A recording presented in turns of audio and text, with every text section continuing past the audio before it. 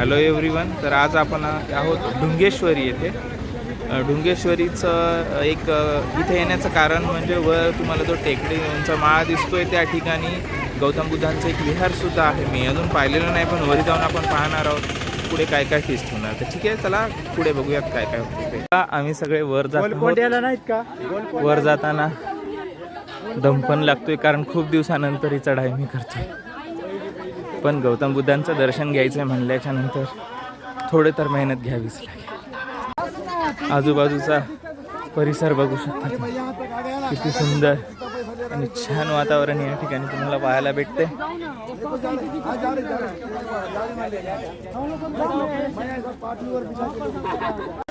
थोडा वर आलोय मी. वर आल्याच्या नंतर सगळं जंगल दिसतंय इकडे आणि खूप सारे लोक येण्यासाठी स्ट्रगल करताना सुद्धा तुम्ही पाहू शकता.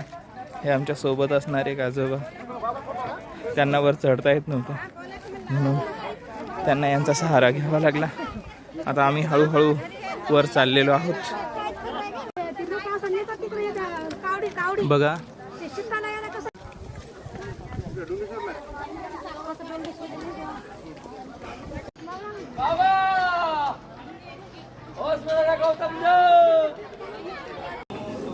चल, फायनली आपण या ठिकाणी आलेलो आहोत.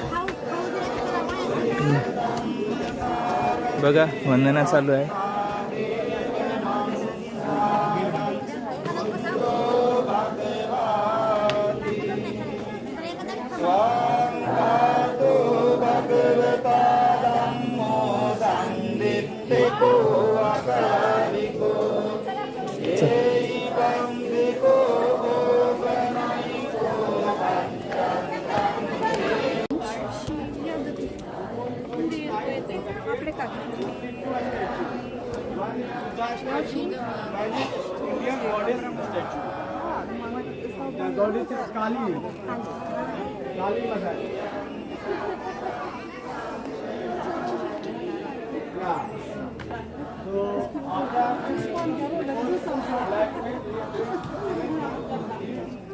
सर, मी तुम्हाला एवढ्या उंचीवर जे बौद्ध विहार आहे आणि जी प्रतिमा पाहण्यासाठी आपण इथे आलो आहोत ती तुमच्या समोर आहे.